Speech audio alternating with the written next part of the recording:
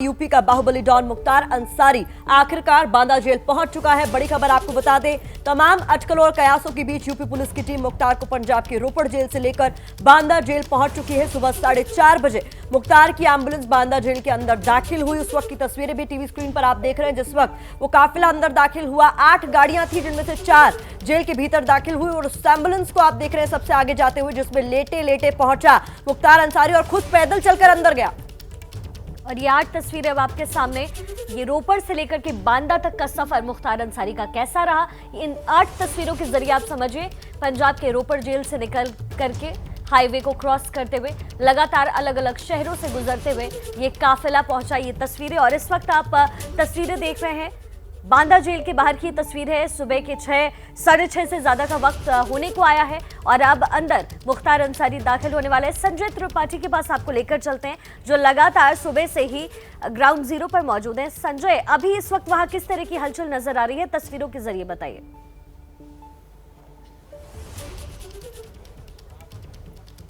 देखिए शिखा, आज का सवेरा खास है, आज की सुबह महत्वपूर्ण है क्योंकि उत्तर प्रदेश का most wanted don Mukhtar Ansari सलाखों के पीछे पहुंच चुका है और अब शांति है। ये शांति तूफान के बाद की शांति है, क्योंकि लगातार जब से सुप्रीम कोर्ट ने मुख्तार अंसारी को उत्तर प्रदेश भेजने के निर्देश दिए थे, उसके बाद से गहमा गहमी थी।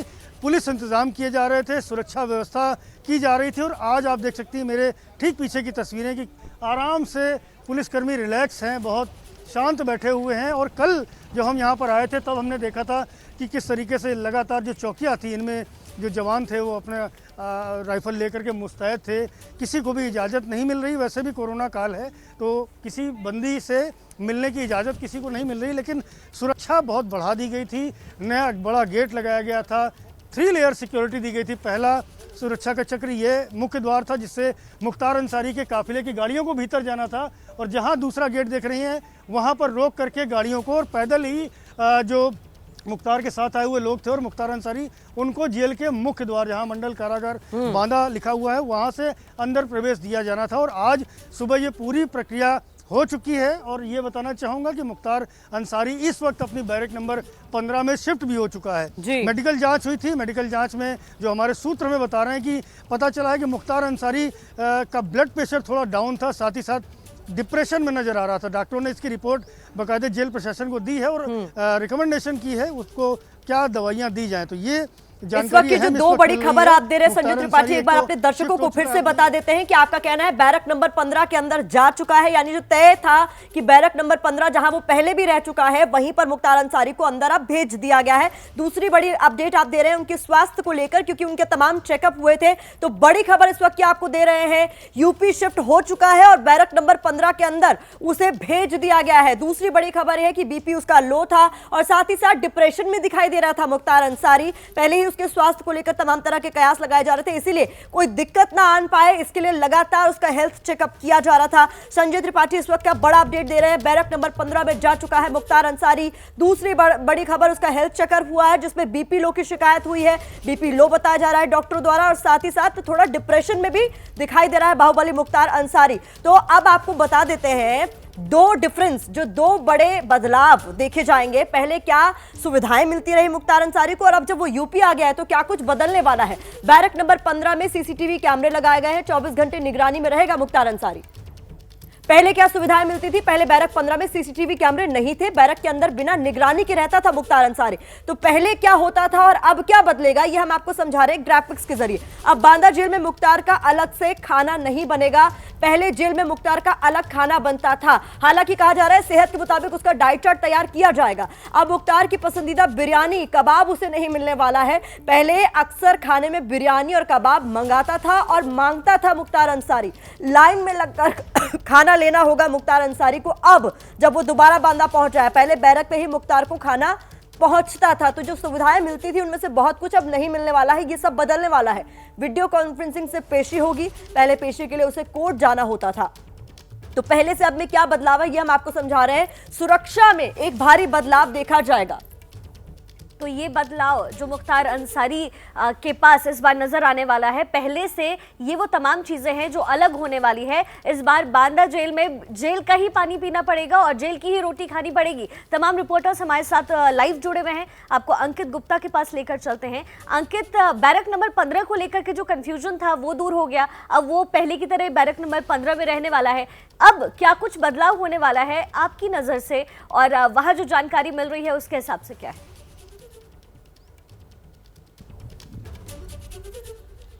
जी, सबसे पहले जिस बात का जिक्र संजय ने किया है, जो बड़ी खबर दी है, उसी को मैं थोड़ा सा और विस्तृत तौर पे बताना चाहूँगा। जो मेरे को जानकारी मिली है और जो नियम होता है, वो नियम ये होता है कि जब भी कोई आरोपी जेल के अंदर पहुँचता है तो उससे पूछा जाता है कि आपका जो बीमारियों का इतिहास क्या रहा है। तो वही जो बात मुख्तार से पूछी गई, मुख्तार ने बताया कि मेरे को डिप्रेशन है, क्योंकि डिप्रेशन की बात ऐसा नहीं है कि यहाँ जेल में कही है, सुप्रीम कोर्ट पे सुनवाई हुई थी, वहाँ पर भी उनके वकील की तरफ से यही कहा गया था कि मुख्तार अंसारी को डिप्रेशन के मरीज़ हैं। उसके अलावा ब्लड प्रेशर की भी बात कही गई, शुगर की भी बात कही गई। ये वो सारी चीज़ें हैं जो सुप्रीम कोर्ट में भी कही गई थी और यहाँ पर भी आकर के उन्हीं बात को दोहराया, जिसके बाद में जाँच भी की गई है। दूसरी चीज़, अगर मैं थोड़ा सा पहले और अब में, क्योंकि हम बदलाव की बात कर रहे हैं, तो हम ये भी मैं बताना चाहूँगा दर्शकों को कि ऐसा भी कहा जाता है कि जब पहले मुख्तार अंसारी जो जेल में पहुंचता था तो उसके जेल में जो है कई गुर्गे पहले से ही पहुंच चुके होते थे, जो उसका जो दरबार लगाते थे, उसकी सेवा करते थे। लेकिन अब यकीन मानिए वैसा नहीं होने वाला। वरुण भी हमारे साथ में है। वरुण, पहले और अब में तो बहुत कुछ बदल चुका है। पहले मुख्तार अंसारी का जो एक रौब हुआ करता था वो साफ तौर पर कम हो रहा है और ये उसका डर भी बता रहा है। इसी वजह से वो लगातार कह रहा है कि यूपी की जेल में सुरक्षित नहीं हूँ मैं। देखिए, यही वजह है कि मुख्तार बच रहा था पिछले 2 साल से कि किसी तरीके से वो उत्तर प्रदेश ना पहुंचे, क्योंकि वो जानता है कि उत्तर प्रदेश में उसको वो सहूलियतें अब नहीं मिलने वाली है। जो सरकार है और जो अथॉरिटीज़ है, पहले की तरह उसकी अब उनके ऊपर पकड़ नहीं रहेगी और वो सहूलियतें उसे नहीं मिलेगी। और यही वजह है कि अब जब वो बांदा जेल में पहुंचा है तो उसको जो आम जो दूसरे कैदी या दूसरे आरोपी है उन्हीं की तरह जेल के अंदर अब पूरी तरीके से रहना पड़ेगा, लाइन में लगना पड़ेगा, जेल मैनुअल के हिसाब से जो खाना है वो खाना होगा। अगर वो बताता है कि उसको किसी तरह की दिक्कत है, बीमारी है, तो पहले डॉक्टर से चेकअप होगा। अगर डॉक्टर सही पाते हैं, रिकमेंडेशन करते हैं, तभी उसको उसी तरह की दवाई दी जाएगी। यानी कि कहीं ना कहीं वो बाहुबली, वो डॉन जो कभी अपनी शर्तों के हिसाब से जीता था, चाहे जेल के अंदर हो, क्योंकि कहा जाता है जेल के अंदर भी कहीं ना कहीं उसका एक अपना घर होता था, अपनी पसंद का खाना खाना, अपने कंडीशन के हिसाब से जीना, एसी रूम, सब तरह की सहूलियतें मिलती थी। लेकिन अब इस भरी गर्मी में उसे पंखे के साथ ही रहना होगा, उसी सेल में रहना होगा, सीसीटीवी कैमरे से लगातार निगरानी होगी और अब उसकी वो पहले की तरह जिंदगी नहीं होगी जो अब तक जीता आया था। जो यानी जो वीआईपी ट्रीटमेंट अब तक मिलता रहा है वो नहीं मिलेगा। जी, वीआईपी ट्रीटमेंट जो है वो अब नहीं मिलेगा, जिस बात को लेकर पहले ही परेशान दिखाई दे रहा था मुख्तार अंसारी। संजय त्रिपाठी हमारे साथ लगातार बने हुए हैं। संजय, क्योंकि कल से आप बांदा जेल में हैं, कई सारे दर्शकों के मन में ये सवाल होगा कि बैरक नंबर 15 ही क्यों, क्योंकि पहले भी इसी बैरक में वो रह चुका है। इसी को खास तौर पर दोबारा चुने जाने के पीछे कोई विशेष वजह?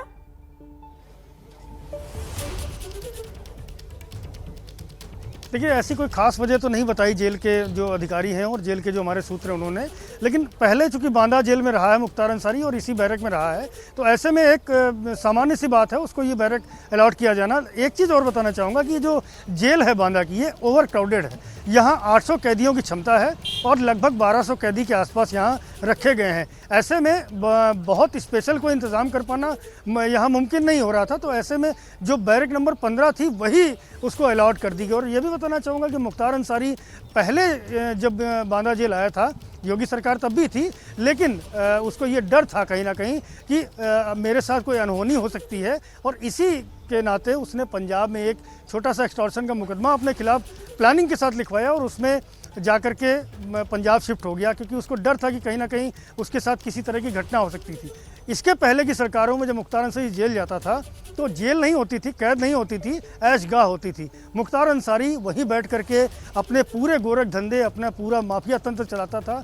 जेल से एक्सटॉर्शन का पूरा धंधा चलता था, जेल में मनपसंद खाना खाता था, उसके गुर्गे आते थे, मिलते थे, और जब जेल से पेशी पर जाता था तो सभी ने देखा किस तरह काफिले उसके साथ प्राइवेट गाड़ियों के चलते थे। तो ये इंतज़ाम इस बार नहीं होने जा रहा है और ऐसा ही निर्देश भी दिए गए हैं कि मुख्तार अंसारी से कोई भी व्यक्ति ना मिलने पाए, हालांकि कोविड की वजह से अभी किसी को जेल में मिलाई करने वैसे भी नहीं दिया जा रहा है, लेकिन जो भी संजय। खाना पीना भी जो मुख्तार अंसारी तक पहुंचाने की अगर कोई कोशिश की जाएगी आप लगातार तो बारीक हमारे जांच तमाम पड़ताल रिपोर्टर्स हमारे साथ बने हुए हैं, पल पल की जानकारी वहां से पहुंचा रहे हैं। देखिए, यूपी पुलिस का मिशन मुख्तार पूरा हो चुका है। मुख्तार को सही सलामत पंजाब से लेकर आना पुलिस वालों के लिए भी किसी परीक्षा से कम नहीं थी। क्या थी पुलिस की ये पूरी तैयारी? मुख्तार को लाने वाले काफिले में शामिल सीओ सत्यप्रकाश शर्मा से बातचीत की हमारे संवाददाता वरुण जैन से, सुनिए। इस वक्त सीओ हमारे साथ मौजूद है। सर लंबा सफर था, किस तरीके से देखिए? कोई बात नहीं, पर्याप्त पुलिस बल था हमारे पास और उसको लेके हम लोग लगातार अम्बाला से चल के पंजाब से लेके आके यहाँ तक दिल्ली होते हुए नोएडा, आगरा, मथुरा, इटावा होते हुए हमीरपुर होते हुए हम सकुशल ला के उनको अंदर दाखिल कर दिए है। कहीं किसी तरह की कोई समस्या नहीं रही है। बुलेट प्रूफ जैकेट हमारे कर्मचारी भी पहने थे, अधिकारी भी पहने थे और उनको भी पहनाई दी थी। जो गार्डन एस्कॉर्ट रूल है उनका फॉलो किया गया। ये सीओ साहब जो खुश हैं अपनी इस जिम्मेदारी को पूरा कर और करीब 14.5 घंटे के सफर को जिस तरीके से इन्होंने पूरा किया, उसको लेकर इनके चेहरे पर अब एक खुशी की लकीर जरूर यहाँ पर आपको देखने को मिलेगी। कैमरामैन राजेश पांडे के साथ Varun Jain, ABP news, Banda jail. बाहुबली डॉन मुख्तार अंसारी की आखिरकार घर वापसी हो गई है। रोपड़ से जो सफर शुरू हुआ था उसका अंत हुआ है बांदा पहुंचकर। ये सफर कितना बड़ा रहा ये इन 8 तस्वीरों के जरिए समझिए। रोपड़ जेल से करीब 2 बजे निकला मुख्तार अंसारी पूरे काफिले के साथ, पुलिस उसको लेकर निकली। उसके बाद पंजाब हरियाणा से होते हुए eastern peripheral, greater Noida, Yamuna express पे इटावा और उसके बाद आगे बढ़ते हुए वो पहुंच गया बांदा। तो कुछ इस तरीके का रहा रूट और इस दौरान सुरक्षा के भी चाक चौबंद इंतजाम थे। संजय त्रिपाठी लगातार हमारे साथ बांदा जेल के बाहर से मौजूद है। संजय, सबसे बड़ा सवाल, क्या परिवार से कोई मिलने आ सकता है मुख्तार अंसारी से, क्योंकि उसकी सुरक्षा को लेकर लगातार सवाल उठा रहे परिवार वाले?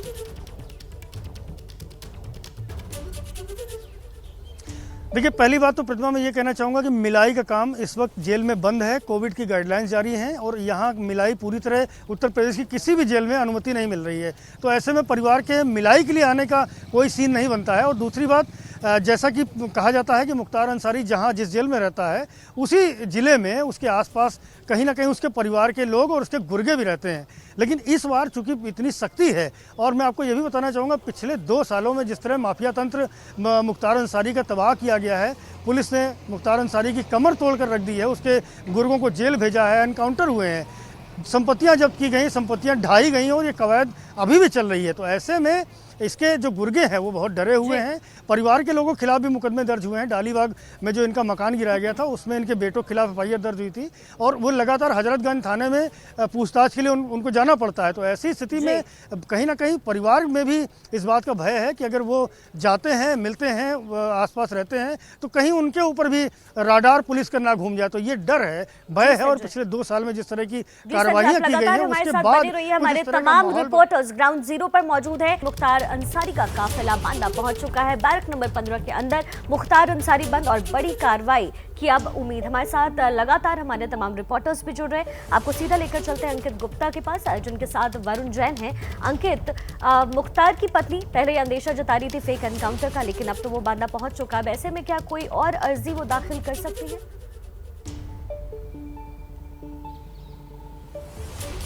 जी, फिलहाल उसी अर्जी में जिक्र किया गया था कि जेल में भी सुरक्षा का जो पूरा इंतजाम किया जाए और सीसीटीवी के कैमरे की बात कही गई थी। लेकिन हमको यहाँ ये भी समझना होगा कि ये वो मुख्तार अंसारी है जो जेल के अंदर एक तरह से अपना दरबार चलाता था। तो ऐसे में सीसीटीवी लगेगा, ठीक है, उसकी सुरक्षा के लिए जो महत्वपूर्ण चीज़ है, लेकिन इसमें अब उसका वो दरबार भी कैद हो जाएगा अगर वो चलाएगा, तो वो भी मुमकिन नहीं होगा। तो निश्चित तौर पर पहले से चीज़ें बहुत बदल गई हैं। एक जवाब और देना चाहूँगा कि अब जो है मुख्तार अंसारी को जेल मैनुअल का पालन करना पड़ेगा और जेल मैनुअल कहता है कि सर्दी के दिनों में सुबह करीबन 6 से 7 बजे। जी अंकित, तब और अब में बहुत सारे बदलाव हैं और लगातार हम अपने टीवी स्क्रीन पर क्या क्या बदलाव होने वाले हैं वो भी अपने दर्शकों को पहुंचा रहे हैं। यूपी पुलिस का मिशन मुख्तार अब पूरा हो चुका है। सुबह तकरीबन 4:30 बजे यूपी पुलिस मुख्तार अंसारी को लेकर के बांदा जेल पहुंच गई है। जेल में शुरुआती मेडिकल जांच भी कर ली गई है, जिसमें डिप्रेशन और ब्लड प्रेशर लो होने की बात अब सामने आ रही है। साथ ही आपको ये भी बता दें कि इन जांच के बाद बैरक नंबर 15 में शिफ्ट कर दिया गया है। मेडिकल जांच में ब्लड प्रेशर कम बताया जा रहा है मुख्तार अंसारी का। स्ट्रेचर पर लेटकर एम्बुलेंस में मुख्तार अंसारी रोपड़ से निकला, लेकिन अपने पैरों पर चलकर बैरक नंबर 15 तक पहुंचा। तो देखा आपने किस तरीके का रहा सफर। तो आखिरकार लाख कोशिशों और नाटकों के बावजूद भी बाहुबली मुख्तार अंसारी पंजाब के रोपड़ से यूपी की बांदा जेल पहुंच ही गया। आज सुबह से लेकर सारा अपडेट बता रहे हमारे 3 सहयोगी, उनकी ये रिपोर्ट देखिए। आखिरकार 14.5 घंटा का सफर पूरा करने के बाद में माफिया डॉन मुख्तार अंसारी पहुंच चुका है बांदा की इस जेल में। दोपहर 2:06-7 के आसपास निकला था और सुबह करीबन 4:30 बजे मुख्तार अंसारी पहुंचा इस जेल में। और फिलहाल मुख्तार अंसारी इसी जेल में बंद है। ये वही जेल है जिसके लिए मुख्तार अंसारी का कहना था कि उसको यूपी की जेल में डर लगता है, उसकी जान को खतरा हो सकता है। लेकिन अब मुख्तार अंसारी उसी जेल में बंद है। हमारे सहयोगी वरुण भी हमारे साथ मौजूद है। वरुण, 14.5 घंटे का सफर, क्या कुछ हुआ इस 14.5 घंटे के दौरान? देखिए, बिल्कुल मुख्तार अंसारी की सिक्योरिटी को लेकर कई सवाल थे, कई शंकाएं थी, कई आशंकाएं थी और यही वजह है कि पुलिस ने बेहद प्रोफेशनल तरीके से इस पूरे सफर को डील किया। आपको बता दूं, ठीक इसी रास्ते से ही सुबह 4:30 बजे उत्तर प्रदेश की पुलिस थी, वो मुख्तार अंसारी को एम्बुलेंस में लेकर यहां पर बांदा जेल पहुंची। पूरे रास्ते को प्रोफेशनल तरीके से डील किया। 900 किलोमीटर का लंबा सफर था, लेकिन 14.5 घंटे में पूरे किया, क्योंकि पुलिस नहीं चाहती थी कि रास्ते में ज्यादा समय कहीं पर भी रुके, किसी तरह का थ्रेट हो। और उसी को आगे बढ़ाते हुए पुलिस ने महज 2-2 मिनट के छोटे छोटे पड़ाव लिए और इसके साथ ही जो पूरा का पूरा जो काफिला था, एम्बुलेंस थी, उसको कुछ इस तरीके से घेर के रखा कि कोई भी उस एम्बुलेंस के नजदीक नहीं जा सकता था। और अब इसी बांदा जेल में रात कटेंगे। कैसे कटेगी वो दिन रात, संजय, आगे अब तो इस जेल में ही। देखिए वरुण, मुख्तार अंसारी बांदा जेल में आ चुका है और उसका कोविड टेस्ट किया गया, साथ ही साथ उसका मेडिकल चेकअप किया गया और उसके बाद में ये तय हुआ कि उसको बैरक नंबर 15 में रखा जाएगा। लेकिन इस बार ये बैरक अलग होगी। पहले भी मुख्तार अंसारी बैरक नंबर 15 में लाया, लेकिन इस बार इसमें वो सुविधा नहीं मिल पाएंगी जैसा मुख्तार अंसारी हर बार अपने रसूख के बल पर लेता था। इस बार सख्ती होगी, इस बार सर्विलेंस होगा और इस बार कार्रवाई होगी, न मिलाई होगी, क्योंकि कोविड में उत्तर प्रदेश की सारी जेलों में मिलाई का काम बंद है। तो ऐसे में ना मुलाकात होगी, बस होगी तो सिर्फ जेल की रोटी और जेल का पानी। अपने सहयोगी अंकित गुप्ता और वरुण जैन के साथ संजय त्रिपाठी, एबीपी न्यूज़, बांदा। तो खबर पर लगातार हम बड़ी कवरेज कर रहे हैं। हमारे तमाम रिपोर्टर्स ग्राउंड जीरो से मौजूद हैं और अब हमारे वरिष्ठ सहयोगी पंकज झा भी हमारे साथ जुड़ गए हैं। पंकज, सब कुछ बदल चुका है, हम आप तक वापस आएंगे, लेकिन इस वक्त सबसे बड़ी खबर आपको बता दें, मुख्तार अंसारी को बैरक नंबर 15 से अब 16 की तरफ शिफ्ट कर दिया गया है। इस वक्त की बड़ी खबर आप देख रहे हैं, मुख्तार अंसारी को बैरक नंबर 16 में अब शिफ्ट किया गया। सुबह 4:30 बजे पुलिस पंजाब से लेकर बांदा पहुंची थी और अब बैरक नंबर 16 में पहुंच गया है। संजय त्रिपाठी ग्राउंड जीरो से इस वक्त जुड़ रहे हैं। संजय, बैरक नंबर 16 में पहुंचा दिया गया है, कोई खास वजह?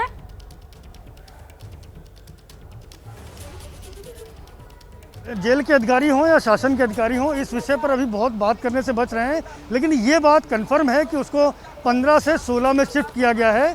ऐसा क्यों किया गया है, बहुत अभी स्पष्ट रूप से जानकारी नहीं मिल रही है। एक बात और भी है कि मुख्तार अंसारी का RT-PCR टेस्ट भी होगा, क्योंकि जेलों में संक्रमण फैलने से बचाने के लिए उत्तर प्रदेश में लगातार एक्सरसाइज चल रही है। जेलों के भीतर जो कैदी हैं उनका RT-PCR टेस्ट किया जा रहा है। और चूँकि मुख्तार अंसारी पंजाब से आया है और पंजाब में कोरोना के हाल बुरे हैं, बहुत तेज़ी से संक्रमण के मामले सामने आ रहे हैं, तो उसका RT-PCR टेस्ट भी होगा। ये दोनों ही जानकारियाँ पुख्ता हैं।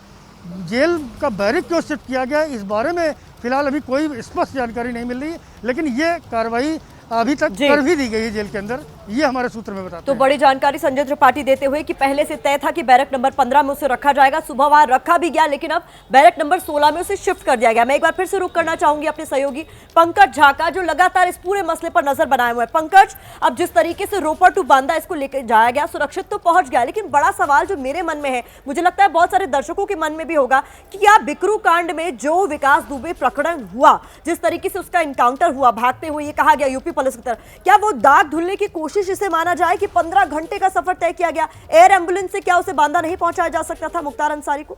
देखिए, विकास दुबे और इसका मामला बहुत अलग है। और ये जो सवाल आप कह रही हैं, सोशल मीडिया में लंबे अरसे से पूछा जा रहा है, जब से ये बात सामने आई कि मुख्तार अंसारी को यूपी लाया जाएगा। देखिए, मुख्तार अंसारी को अगर आप लाते दूसरे, मतलब हम कह रहे हैं कि एयर एम्बुलेंस से, ऐसी स्थिति उनकी नहीं थी कि उनको एयर एम्बुलेंस से लाया जाए। उन्हें अगर फ्लाइट से लाया जाता, चॉपर से लाया जाता, तो वो होता कि वीवीआईपी ट्रीटमेंट होता।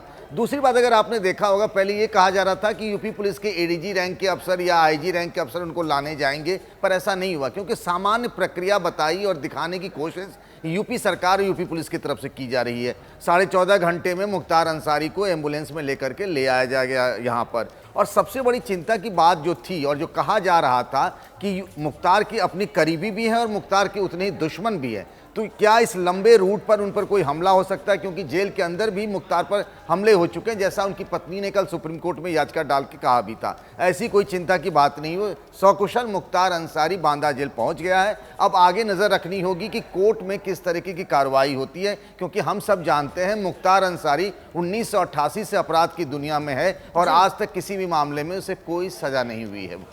पंकज, ये जो लड़ाई चल रही थी यूपी वर्सेस मुख्तार अंसारी, वो आज की तो है नहीं, 16 साल पुरानी लड़ाई है। तो अब क्या इसको लाने के बाद, मुख्तार अंसारी को बांदा लाने के बाद ये समझा जाए कि बाहुबली युग का जो है वो अब अंत हो चुका है? नहीं, बिल्कुल ऐसा मत समझिए कि मुख्तार अंसारी यूपी जेल चला आया तो बाहुबली का और अपराध का और राजनीति का जो कनेक्शन है उसका खात्मा हो जाएगा, अंत हो जाएगा। मैं जिस बात की तरफ कह रहा था कि पहली बार ये सामने आ रहा है कि मुख्तार अंसारी तो 2005 से यूपी की जेलों में है, लेकिन पहली बार उसे यूपी की जेल आने से डर लग रहा है, खौफ लग रहा है। ये सरकार के इकबाल की बात है, लेकिन सबसे बड़ी बात यह है कि उसे सजा तो मिले कम से कम किसी मामले में। गवाह ही नहीं पहुंच पाते हैं, गवाह का मर्डर हो जाता है, सबूत नहीं मिल पाते। आज भी जेल में उसका खौफ है। जेल के कई कर्मचारी अधिकारी, मैं जानता हूं ऐसे सीनियर IPS अधिकारी और PPS अधिकारी जो हैं, वो सब मुख्तार अंसारी के सालों तक साथ रहे, उनकी आवभगत करते रहे, तो अचानक रातों रात सब कुछ नहीं बदलने वाला है। कानूनी प्रक्रिया इस पूरे मामले में कैसे रहने वाली, समझने के लिए अंकित गुप्ता का भी हम रुख करेंगे। वरुण जैन भी हमारे साथ ग्राउंड जीरो पर मौजूद है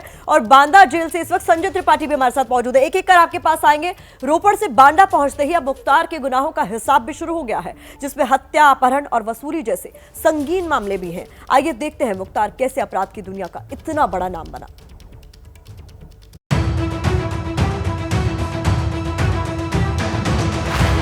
मुख्तार अंसारी के डॉन बनने की शुरुआत 1988 से होती है। मंडी परिषद की ठेकेदारी के झगड़े में सज्जितानंद राय की हत्या हुई और पहली बार उसका नाम पुलिस फाइल में आया। 1991 में मुख्तार पुलिस की गिरफ्त में आया, लेकिन गिरफ्तारी के दौरान 2 पुलिस वालों को गोली मारकर फरार हो गया। यूपी में मुख्तार अंसारी पर 53 मामले दर्ज हैं, जिनमें 15 अंडर ट्रायल केस हैं। मुख्तार पर जो बड़े मामले दर्ज हैं, उनमें मऊ में दंगा भड़काने, कृष्णानंद राय की हत्या, VHP के नंद किशोर रुंगटा का अपहरण और ASP उदय शंकर पर जानलेवा हमले का मामला शामिल है। पंजाब से यूपी आने को लेकर मुख्तार लगातार अपनी जान के खतरे की चादर तान रहा है। हालांकि अब भी मुख्तार का परिवार जान पर खतरे का अंदेशा जता रहा है, लेकिन सरकार इन आशंकाओं को निराधार बता रही है। बांदा जेल में जब मुख्तार बंद थे तो उनको चाय में जहर पिला दिया गया। अब उसी बांदा जेल में फिर आप जा रहे हैं, ये तथ्य किसी के सामने है? बांदा जेल में जो सुरक्षा के इंतजाम है वो बहुत अच्छे किए गए हैं। जितनी आवश्यकता है जेल पुलिस की, PSC की, अधिकारियों की, उसकी, और समय समय में उसकी समीक्षा होती रहेगी। मुख्तार अंसारी को बांदा जेल में कुछ ही दिन रखा जाएगा। इसके बाद उसे प्रयागराज जेल में शिफ्ट किया जा सकता है। तो मुख्तार अंसारी पहुंच चुका है बांदा जेल और अब उसे बैरक 16 में शिफ्ट कर दिया गया है। तमाम रिपोर्टर्स हमारे साथ लाइव मौजूद हैं। अंकित गुप्ता का रुख करेंगे। अंकित, बैरक नंबर 15 से 16 की ओर शिफ्ट कर दिया गया। हालांकि आधिकारिक तौर पर कोई कुछ कहने को तैयार नहीं है, लेकिन क्या कुछ और जानकारी सामने आ रही है? जी, फिलहाल जिस बात का जिक्र संजय ने भी किया कि आधिकारिक तौर पर कुछ नहीं कहा गया है, लेकिन जितना जो है मुझे समझ में आ रहा है उसकी एक वजह ये हो सकती है कि अभी मुख्तार अंसारी का एंटीजन टेस्ट तो हुआ है, लेकिन जो RT-PCR टेस्ट है जिस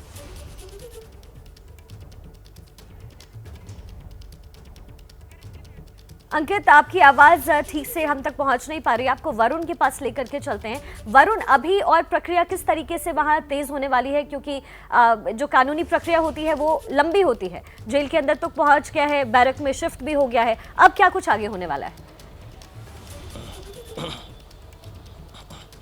देखिए बिल्कुल जेल के अंदर पहुंच चुका है। पहले बैरक नंबर 15 में रखा था, अब उसको 16 में रखा है। 16 में रखने की, जैसा कि अंकित बता रहे थे, कि वजह यह भी हो सकती है कि अभी RT-PCR टेस्ट होना है। क्यों, जो तैयारियां थी वो 15 के लिए थी, लेकिन अचानक से 16 में शिफ्ट करने की एक ये भी बहुत बड़ी वजह हो सकती है।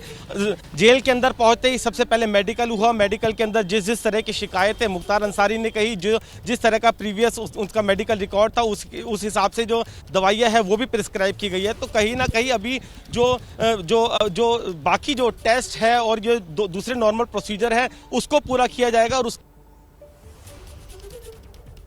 कब कौन सी दिक्कत आ रही है, हम आपका आगे भी रुख करते रहेंगे। वरुण, आप लगातार नजर बनाए रखिए, हम आगे पंकज झा का भी रुख करेंगे। मुख्तार अंसारी को रोपड़ जेल में कोर्ट लाने ले जाने में इस्तेमाल की जा रही एम्बुलेंस को लेकर भी जांच तेज हो गई है। पुलिस ने 5 लोगों पर FIR दर्ज कर एक को गिरफ्तार भी कर लिया है। एम्बुलेंस केस में बाराबंकी पुलिस ने मुख्तार अंसारी के दफ्तर में लिपिक के तौर पर काम करने वाले राजनाथ यादव को गिरफ्तार कर लिया है। आरोप है कि राजनाथ ने ही एम्बुलेंस केस में अहम भूमिका निभाई थी, लेकिन मऊ में रहने वाले राजनाथ के घर वालों का कहना है कि उनका इस मामले से कोई लेना देना नहीं है।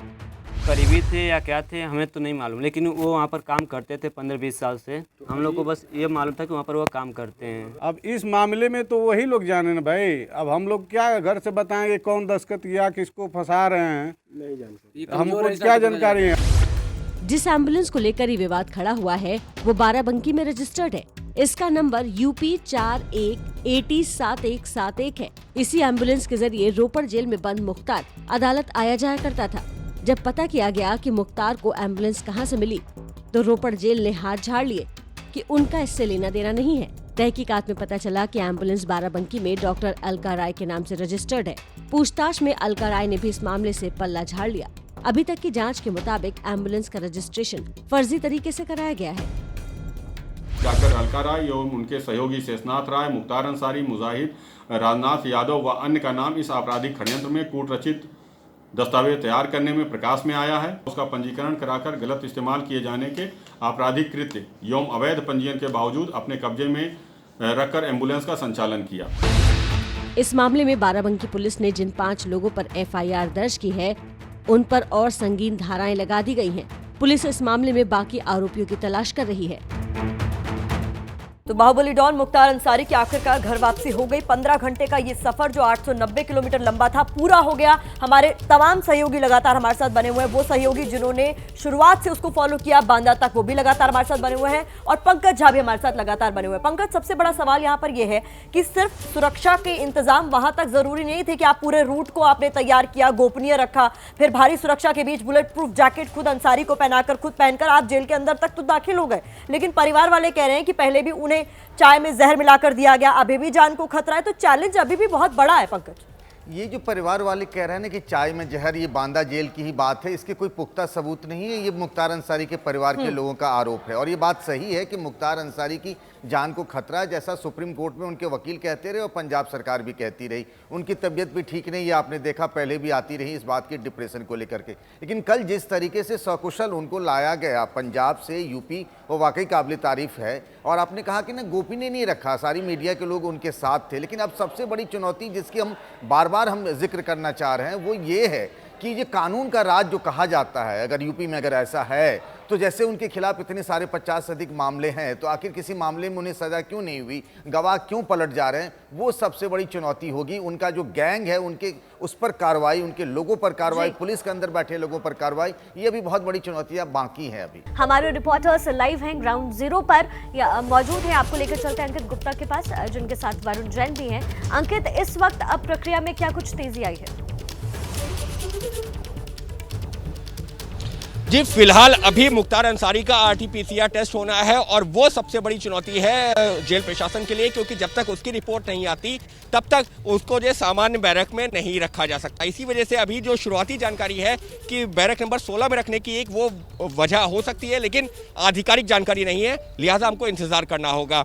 दूसरी चीज, अब यहाँ से उन मुकदमों की सुनवाई दोबारा शुरू होगी जो पिछले 2-2.25 साल से लंबित पड़े हैं। क्यों? क्योंकि मुख्तार अंसारी पंजाब की जेल में बैठा हुआ था, मामलों की सुनवाई हो नहीं पा रही थी, और बार बार अदालतें सम्मन जारी कर रही थी, लेकिन मुख्तार अंसारी पंजाब से UP आना नहीं चाहता था। लेकिन अब वो बांदा की जेल में आ चुका है।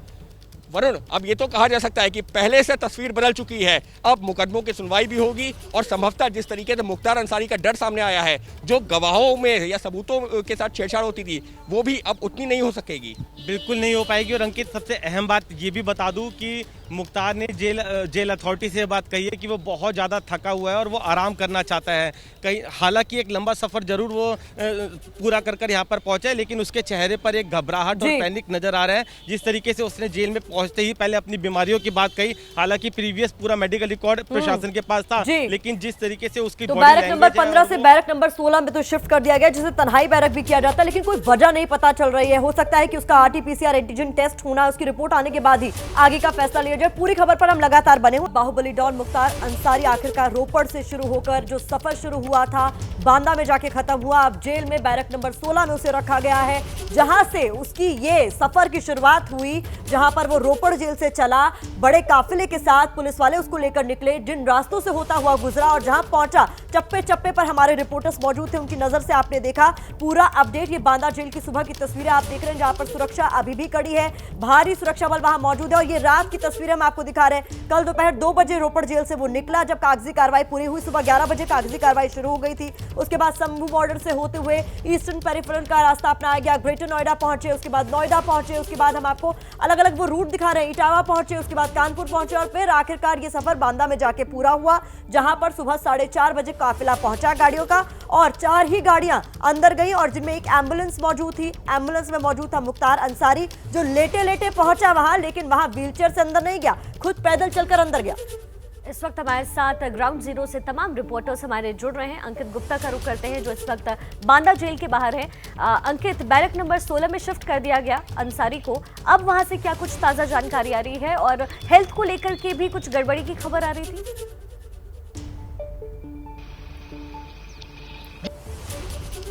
वहाँ बैरक में ले जाया गया तो पूछा जाता है। जी अंकित, आपकी आवाज ठीक से हम तक पहुंच नहीं पा रही है।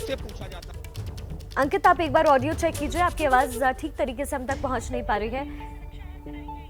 आपको बता दें, इस वक्त एक और बड़ी खबर आ रही है। बांदा जेल की सुरक्षा और बढ़ाई गई। जाहिर तौर पर जब अंसारी को लेकर आया गया तो सुरक्षा बहुत कड़ी थी और अब सुरक्षा बांदा जेल की एक बार फिर से बढ़ा दी गई है और तेज कर दी गई है।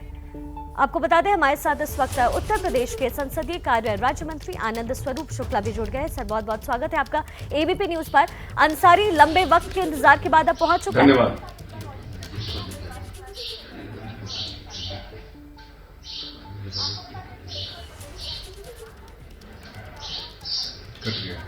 आनंद जी, आप तक हमारी आवाज पहुंच रही है? जी अब आ रही है। जी, सबसे बड़ा सवाल जो सबके जहन में था आनंद जी, वो यही जी, सबसे बड़ा सवाल यही था कि आखिरकार ये राजनीति का अपराधीकरण हो रहा है या अपराधीकरण को राजनीति से जोड़ा जा रहा है? पहुंच चुका है अब? ये पूर्व में समाजवादी पार्टी और बहुजन समाज पार्टी की सरकारों ने और आज पंजाब की कांग्रेस की सरकार ने जिस प्रकार से एक माफिया सरगना को, एक दुर्दांत अपराधी को अपना पूरा सहयोग और संरक्षण प्राप्त किया, आज उत्तर प्रदेश के पूज्य योगी आदित्यनाथ जी की सरकार ने लोगों के मन में एक विश्वास पैदा किया है कि सरकार अपराधियों के साथ नहीं, पीड़ितों के साथ खड़ी है। और हमने इसीलिए प्रयास किया, हमारी सरकार ने, कि उस अपराधी को, जिसके ऊपर उत्तर प्रदेश से 52 से अधिक मुकदमे हैं, हम पीड़ित परिवारों को न्याय दिला सकें, उसे उत्तर प्रदेश लाएं और माननीय न्यायालय के माध्यम से उसे हम दंडित करा सकें। और निश्चित रूप से विश्वास है कि वह दंडित होगा।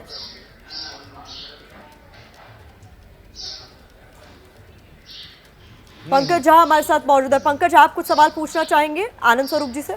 शुक्ला जी, अगर आपको मेरी आवाज़ मिल रही होगी, आप जो कह रहे हैं समाजवादी पार्टी और बीएसपी की बात आप कर रहे हैं, तो इस बीच में राजनाथ सिंह से लेकर के रामप्रकाश गुप्ता, कल्याण सिंह की भी सरकार रही, उस दौरान भी अंसारी परिवार का उतना ही बड़ा दबदबा था, तब भी उसके खिलाफ कोई बड़ी कार्रवाई नहीं हो पाई। और जिस तरीके से ये जेल से निकला बांदा से, जी बताइए। इसके ऊपर कार्रवाई निश्चित रूप से हमारी सरकारें में हुए और विशेष रूप से 2005 में मऊ दंगे जो अक्टूबर 2005 में हुए और उसके बाद साजिश के तहत हमारे स्वर्गीय विधायक कृष्णानंद राय जी के साथ 7 लोगों की हत्या इन सबों ने किया। और उस समय समाजवादी पार्टी की सरकार थी और सरकार का पूरा सहयोग मुख्तार अंसारी के गैंग को था, मुख्तार अंसारी को था। यह जानबूझ करके 2005 के अक्टूबर के मऊ दंगों के बाद सरेंडर करके जेल में गया था, जब पूरी साजिश कर लिया था कृष्णानंद राय की हत्या करने का। और उसके बाद से ही लगातार समाजवादी पार्टी के शासनकाल में और बसपा में भी इसको पूरी तरीके से राजनीतिक संरक्षण प्राप्त हुआ। जेल में भी 5 स्टार की सुविधाएं प्राप्त करता था और पूरा गैंग अपना चलाता था। आज योगी जी की सरकार आने के बाद मैं एक बात शुक्ला जी मैं नष्ट किया गया है। शुक्ला जी, मैं एक बात ये पूछना चाहता हूँ आपको, आप भी इस बात को जानते होंगे कि जिस तरीके से ये बांदा जेल से 24-26 महीने पहले निकला था, तब भी ये पता चला था कि जेल के ही कई कर्मचारी अधिकारी की उससे मिली भगत थी। आप भी जानते हैं इस सिस्टम में कई ऐसे लोग हैं जो इसकी मदद कर रहे हैं। एम्बुलेंस के मामले में भी बीजेपी के एक नेता का नाम आया। आपको लगता नहीं कि बहुत मुश्किल काम है ये? आपके लोग भी अंदर से मिले हुए हैं कुछ लोग? नहीं, आप बिल्कुल भी नहीं। योगी जी के राज में कहीं कोई अंदर से मिला हुआ नहीं रह सकता है। आप देखते हैं किस प्रकार से माननीय मुख्यमंत्री जी उन अधिकारियों के विरुद्ध भी कड़ी कार्रवाई करते हैं जिनकी कहीं भी शासन के मंशा के विपरीत कार्य करने की प्रामाणिकता आती है।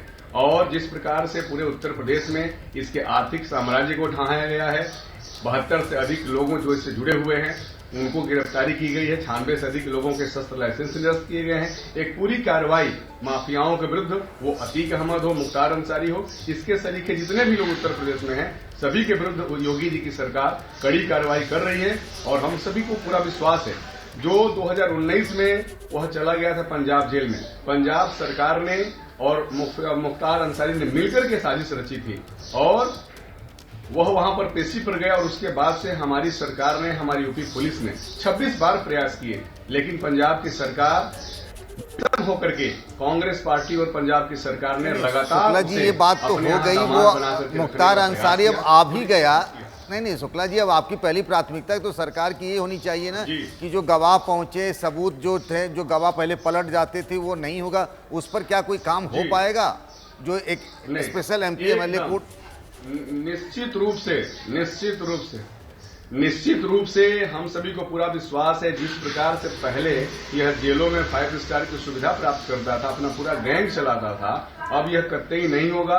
बैरक नंबर 15 में वह रखा जाएगा और जो एक अपराधी के साथ जेलों में व्यवहार होता है वही उसको सुविधाएं प्राप्त होंगी और कोई भी गवाह को डराने धमकाने की परिस्थिति नहीं बन पाएगी। हमारा पूरा विश्वास है कि जो भी 15 मामले अभी ट्रायल में चल रहे हैं उन सभी में गवाह अपनी निडर होकर के अपनी गवाही पूरी करेंगे और निश्चित रूप से मुख्तार अंसारी और उसके गैंग के सभी लोगों को सजा हो सकेगी। आनंद स्वरूप जी, लेकिन जो सवाल लगातार पंकज जी पूछ रहे हैं वही मैं एक बार फिर दोहराऊंगी कि कहीं ना कहीं विश्वास की कमी दिखाई तब भी दी जो पुलिस की टीम पूरी मुख्तार अंसारी को लेकर यहाँ बांदा पहुंची। किसी के पास भी उनका मोबाइल फोन नहीं था, क्योंकि शक वहां पर भी था कि कोई टिप ऑफ कर सकता है कि हम कहां से गुजर रहे हैं, कहां जा रहे हैं। सुरक्षा में भारी चूक तो बिकरू कांड के वक्त भी दिखाई दी थी, किसी ने तो टिप ऑफ किया होगा। तो वही सवाल है कि सिस्टम के भीतर के लोग ही इस तरीके के लोगों को मजबूत बनाते हैं। नहीं, हमारे सुरक्षा व्यवस्था को लेकर के हमारे उच्च अधिकारियों ने जो व्यवस्थाएं बनाई होंगी, निश्चित रूप से इस प्रकार के अपराधी को लाने के लिए जो भी सुरक्षाएं आवश्यक थी, हमारा प्रयास यह है कि उसको हम न्यायालय के माध्यम से जो पीड़ित पक्ष है, जो गवाह है, उनके द्वारा गवाही करा के पीड़ित पक्ष की बात न्यायालय में पहुंचा कर उसे न्यायालय के माध्यम से हम दंडित कराएं। इसीलिए पूरी तरीके से सुरक्षा की व्यवस्था की गई थी। जी हाँ, तमाम रिपोर्टर्स हमारे साथ बने हुए वरिष्ठ सहयोगी पंकज झा भी हैं और हमारे साथ आनंद जी भी मौजूद हैं। देखिए, रोपड़ से बांदा पहुंचते ही अब मुख्तार के गुनाहों का हिसाब भी शुरू हो गया है, जिनमें हत्या, अपहरण और वसूली जैसे संगीन मामले दर्ज हैं। आइए देखते हैं मुख्तार कैसे अपराध की दुनिया का इतना बड़ा नाम बन गया।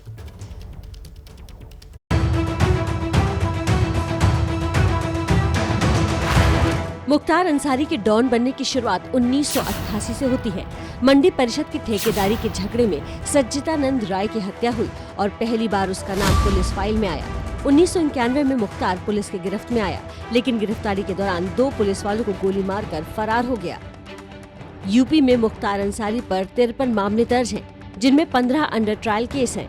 मुख्तार पर जो बड़े मामले दर्ज हैं, उनमें मऊ में दंगा भड़काने, कृष्णानंद राय की हत्या, वीएचपी के नंद किशोर रुंगटा का अपहरण और एएसपी उदय शंकर पर जानलेवा हमले का मामला शामिल है। पंजाब से यूपी आने को लेकर मुख्तार लगातार अपनी जान के खतरे की चादर तान रहा है। हालांकि अब भी मुख्तार का परिवार जान पर खतरे का अंदेशा जता रहा है, लेकिन सरकार इन आशंकाओं को निराधार बता रही है। बांजा जेल में जब मुख्तार बंद थे तो उनको चाय में जहर पिला दिया गया। अब उसी बांदा जेल में फिर आप जा रहे हैं, ये तथ्य किसी के सामने है? बांदा जेल में जो सुरक्षा के इंतजाम है वो बहुत अच्छे किए गए हैं। जितनी आवश्यकता है जेल पुलिस की, पीएसी की, अधिकारियों की, उसकी, और समय समय में उसकी समीक्षा होती रहेगी। मुख्तार अंसारी को बांदा जेल में कुछ ही दिन रखा जाएगा। इसके बाद उसे प्रयागराज जेल में शिफ्ट किया जा सकता है। इस वक्त एक बड़ी खबर आ रही है। दिल्ली में कोरोना के लगातार बढ़ते मामले को देखते हुए एम्स में ओपीडी सेवा बंद कर दी गई है। हालांकि ऑनलाइन या पुराने अपॉइंटमेंट वाले मरीज ओपीडी में दिखा सकेंगे। एम्स दिल्ली में 8 अप्रैल गुरुवार से ओपीडी की सेवा 4 हफ्तों के लिए बंद की जा रही है। जानकारी आपको ये भी दे दें कि ये फैसला बढ़ते कोरोना के मामलों और ओपीडी में बढ़ते मरीजों के कारण लिया गया है। अब हर दिन अधिकतम 50 मरीज ही दिखा सकेंगे ओपीडी में। पिछले साल भी कोरोना केस बढ़ने पर एम्स प्रशासन ने ये फैसला लिया था। इससे कई सारे लोग प्रभावित हो सकते हैं, क्योंकि कई सारे लोग जो इलाज अफोर्ड नहीं कर सकते वो एम्स की ओपीडी में जाते हैं अपना इलाज कराने के लिए। हालात दिन पर दिन बिगड़ते जा रहे हैं और नौबत अब ये आ गई है कि महाराष्ट्र के बाद अब दिल्ली में नाइट कर्फ्यू लगना पड़ना शुरू हो गया है। देश में पिछले 24 घंटे में 96,982 नए मामले सामने आए और 446 लोगों की मौत हुई है। If you look at the top 10 districts which are contributing the maximum number of active cases, you will find that still there are 7 districts from Maharashtra. The 7 districts of Maharashtra are Pune, Mumbai, Thane, Nagpur, Nasik, Aurangabad and Ahmednagar. 1 from Karnataka, 1 from Chhattisgarh, 1 from Delhi. So Chhattisgarh is a new entrant in this list. पिछले 24 घंटों में 80.04% case सिर्फ 8 राज्यों से आए हैं। सबसे ज्यादा 47,288 नए मामले महाराष्ट्र से रिपोर्ट हुए हैं। इसके बाद छत्तीसगढ़ में 7,302, कर्नाटक में 5,279, फिर उत्तर प्रदेश में 3,974, तमिलनाडु में 3,672, दिल्ली में 3,548, मध्य प्रदेश में 3,398, गुजरात में 3,160 नए मामले रिपोर्ट हुए हैं। कोरोना से संक्रमित देश के टॉप 8 राज्यों में दिल्ली भी शामिल है, लेकिन लोग हैं कि सुधरने को तैयार ही नहीं। भैया, आपको क्या लगता है कोरोना खत्म हो गया है? कोरोना मंडी में तो अब ये नहीं है, मंडी में उतना नहीं है। इतना नहीं है, मतलब थोड़ा बहुत भी है तो आपको? वो 19-20 तो है। अगर थोड़ा बहुत है तो आप मास्क नहीं लगा रहे तो आपको नहीं लग रहा आपको हो जाएगा? नहीं होगी। क्यों? मुझे नहीं होगा। अच्छा, आपको नहीं होगा। आप कितने हैं? मैं शराब पीता हूँ ना, इसलिए मुझे नहीं होगा। आपको भी चाचा जी लगता है कोरोना नहीं है? बीमारी कहाँ है? अगर बीमारी हो तो ये प्रजा ऐसे रहे, ये तो सारे मर जाते हैं। आपको लगता है कोरोना खत्म हो गया? हाँ, खत्म हो गया। लोगों की लापरवाही का ही नतीजा है कि दिल्ली सरकार को मंगलवार रात से नाइट कर्फ्यू लगाना पड़ा। दिल्ली में अब रोज रात 10 बजे से लेकर सुबह 5 बजे तक नाइट कर्फ्यू रहेगा। ये आदेश 30 अप्रैल तक लागू रहेगा, यानी दिल्ली वालों की अगली 25 रातें कर्फ्यू में गुजरने वाली हैं।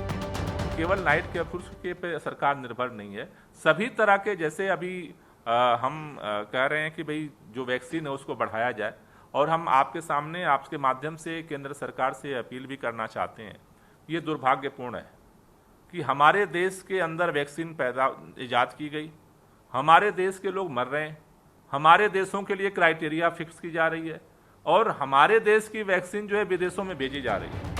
मंगलवार को देश में रिकॉर्ड 43 लाख लोगों को कोरोना की वैक्सीन दी गई है, लेकिन बढ़ते संक्रमण ने सरकार को भी सांसत में डाल दिया है। यही वजह है कि पीएम के बाद कल केंद्रीय स्वास्थ्य मंत्री डॉक्टर हर्षवर्धन ने भी देश के 11 राज्यों के स्वास्थ्य मंत्रियों के साथ बैठक की और सावधान रहने की हिदायत दी। पंजाब के अंदर 80% यूके वेरिएंट के कारण केसेस पाए गए हैं। ये इवेंट ड्रिवन काफ़ी बड़ी तादाद में है।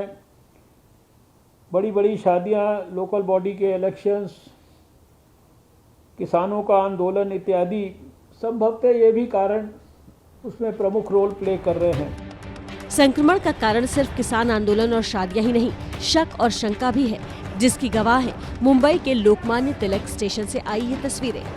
जो मजदूर पूरे देश का बोझ उठाता है, आज वो डर के बोझ तले ऐसा दब गया है कि फिर उल्टे पांव अपनी देहरी की ओर भाग रहा है। वजह पिछले साल लॉकडाउन के कड़वे अनुभव। लॉकडाउन का वजह से गाँव जा रहा हूँ। अभी इधर का माहौल ठीक होगा, उसके बाद ही सोचेंगे। कोरोना भी बंदी होने वाला है, इसीलिए जा रहा है। डर जायज है, लेकिन कल्पना कीजिए कि अगर इनमें से एक भी मजदूर कोरोना संक्रमित हुआ तो अनजाने में न जाने वो कितने लोगों को संक्रमण बांट सकता है। खतरा इसलिए भी बड़ा है क्योंकि स्टेशन पर न ही 100% लोगों की टेस्टिंग हो रही है और न ही सोशल डिस्टेंसिंग का पालन हो रहा है। तो आपने अभी देखा कैसे मुंबई से प्रवासी मजदूर पलायन कर रहे हैं और पलायन का ये सिलसिला आज भी जारी है। हजारों की संख्या में उत्तर भारत के मजदूर अपने घर को लौट रहे हैं। खतरनाक तरीके से मुंबई में बढ़ते कोरोना के आंकड़ों के चलते फिर एक बार कोरोना की सख्ती देखने को मिल रही है। प्रशासन अलग अलग तरह की सख्तियां लगा रहा है, जिसके चलते काम धंधे फिर एक बार ठप होने पर हैं और असर पड़ा है सीधे सीधे उन कामगारों पर जो देश के अलग अलग कोने से मुंबई में काम करने के लिए आते हैं। देखिए, एलटीटी स्टेशन है ये। इस स्टेशन से ज्यादातर ट्रेनें उत्तर भारत के लिए, बिहार के लिए जाती है और यहाँ पर आपको जमावड़ा दिखाई देगा लोगों का। आमतौर पर भी लोग यहाँ पर ट्रेन पकड़ने के लिए आते हैं, पर क्योंकि फिर एक बार लॉकडाउन की आहट है, फिर एक बार काम धंधे ठप हो रहे हैं, तो जो मजदूर है, जो काम करने वाला वर्ग है, स्टेशन पहुंच रहा है। देखिए, सामान लेकर वापसी की पूरी तैयारी में। जो भी यहाँ पर घर गृहस्थी है मुंबई में काम करने वालों की, मजदूरों की, सब पैक कर लिया है, वापस जाने की तैयारी है। चुनौतियां बढ़ती दिखाई दे रही हैं काम करने वाले उस वर्ग के लिए जो देश के अलग अलग कोने से मुंबई में आता है और उसका ही डर है कि फिर एक बार रेलवे स्टेशनों पर जमाव होने लगा है काम करने वाले मजदूरों का, जो वापस अपने गाँव घरों के लिए जाना चाहते हैं। कैमरामैन योगेंद्र गुप्ता के संग अजय दुबे, AP न्यूज, मुंबई। शनिवार को बीजापुर में नक्सलियों के साथ मुठभेड़ हुई थी। इसमें हमारे 22 जवान शहीद हो गए थे। उस मुठभेड़ के बाद से ही सीआरपीएफ के कमांडो राकेश्वर लापता है। ऐसा दावा किया जा रहा है कि राकेश्वर को नक्सलियों ने अगवा किया है और ABP न्यूज ने ठाना है राकेश्वर को बचाना है। हम ये मुहिम तब तक चलाएंगे जब तक राकेश्वर सही सलामत वापस नहीं आ जाते।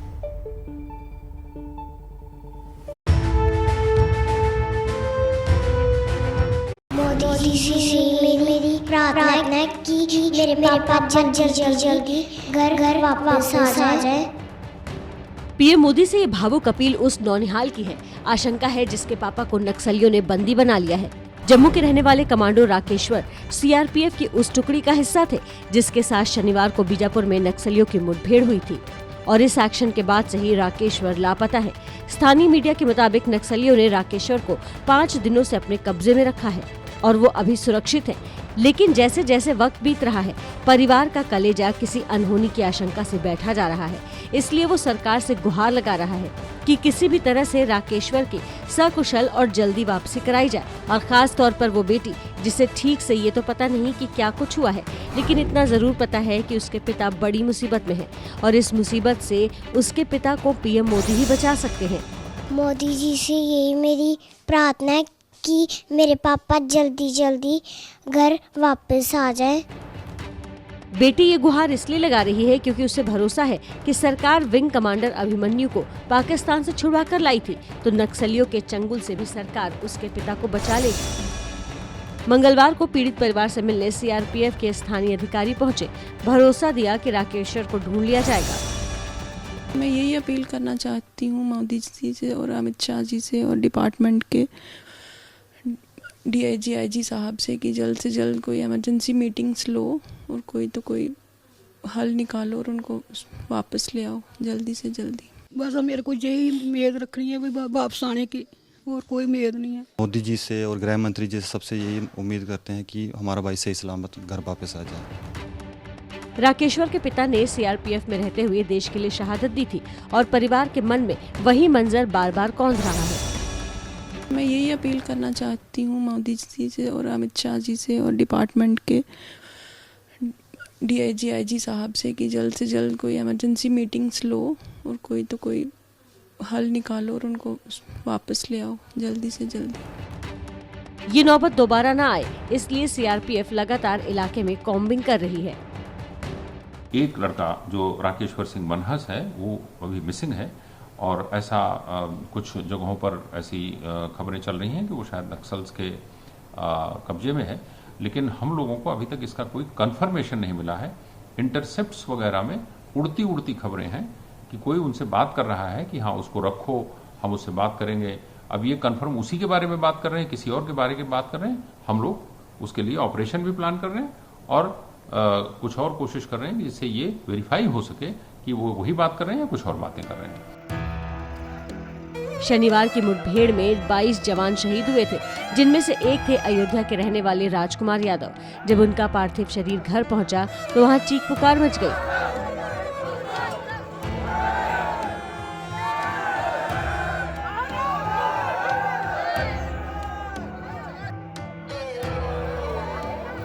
इस बूढ़ी माँ को अब तक यकीन नहीं आ रहा कि वो अपने जिस लाडले को रोज ताकती थी, वो एक दिन ऐसे तिरंगे में लिपट कर लौटेगा।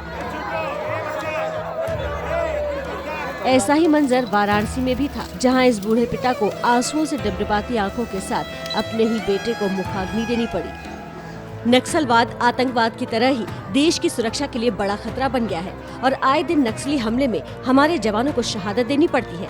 इसीलिए अब ये सवाल हर हिंदुस्तानी के जहन में आ रहा है कि आखिर कब तक हमारे जवान नक्सलवाद की भेंट चढ़ते रहेंगे, आखिर कब इस नक्सलवाद का अंत होगा।